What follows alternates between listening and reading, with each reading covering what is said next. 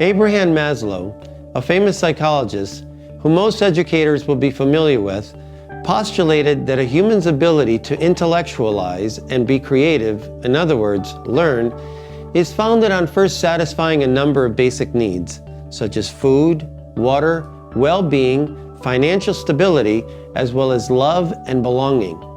Sadly, in many sections of Bridgeport, our children are lacking these essential needs, making learning nearly impossible. We must improve the neighborhoods and the home lives of our children and their parents so that our teachers can be more effective. As evidenced by this year's state scores, constructing new schools has not worked to improve academic achievement. I have never argued against new schools. In fact, I have advocated to participate in the small schools movement. But the new facilities have not changed the results. Bridgeport's schools continue to fail. The area that we've ignored in the equation is the students. I will make it my highest priority to improve the lives of the children.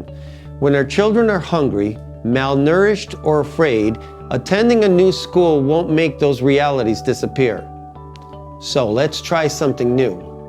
Let's properly adjust taxes in Bridgeport's poorest neighborhoods to reflect reality. This will revitalize those neighborhoods and businesses and jobs will return. No more excuses for dirty streets. Let's make sure both residents and businesses are responsible for their clean streets. Let's start a youth jobs program so that our teens are occupied with work and school. This will help ensure the children arrive at school ready to learn.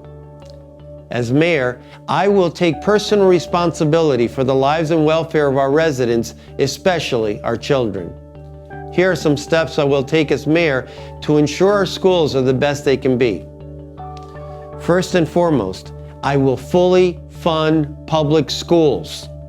While there are amazing people doing wonderful work for our children in charter schools throughout the city, the vast majority of our children are completely underserved and being left behind. The mayor's job and the obligation of the people of Bridgeport must be to fully fund public schools to ensure the greatest outcome for the greatest number of children. I will do that. I will advocate for higher pay for teachers to keep them in the school system. Pay in the surrounding areas is higher, so they constantly draw our teachers away. I will advocate to the Board of Ed to raise teacher pay.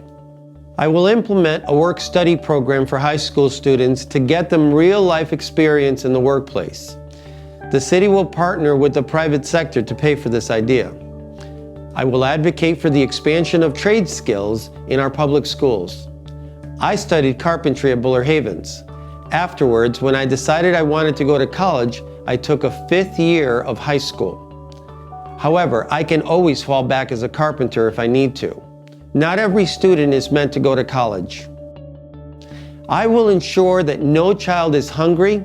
I will audit the school nutrition program. They spend $4.5 million on food and nearly $10 million serving it. This doesn't add up. Let's make sure every possible penny is spent on childhood nutrition. I will advocate for a jobs program for ex-offenders to matriculate them back into society.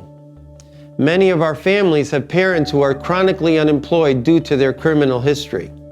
My administration will help.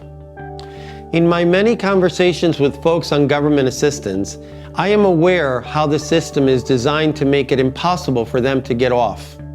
As soon as they find work, their benefits get cut immediately, which is an insane thing to do. I will advocate for a gradual reduction of state aid as our folks become employed or get raises in their jobs. We need to help people out of poverty, not punish them for making the effort. Like I have done in my business for 25 years, I will be a mayor who takes a personal interest in people's lives. My door will always be open to any person who wants to find a job. My administration will focus on cultivating the whole child. I am bursting with excitement at the potential to carve a new path for our city. And that starts at the homes and the neighborhoods that our children live in. No amount of educational spending can overcome broken homes and neighborhoods. If I am elected, we will revitalize the neighborhoods our children come from while at the same time making smart adjustments to our educational system. I guarantee with these steps, achievement will improve. Thank you so much for listening. I'm Enrique Torres, and I approve this message.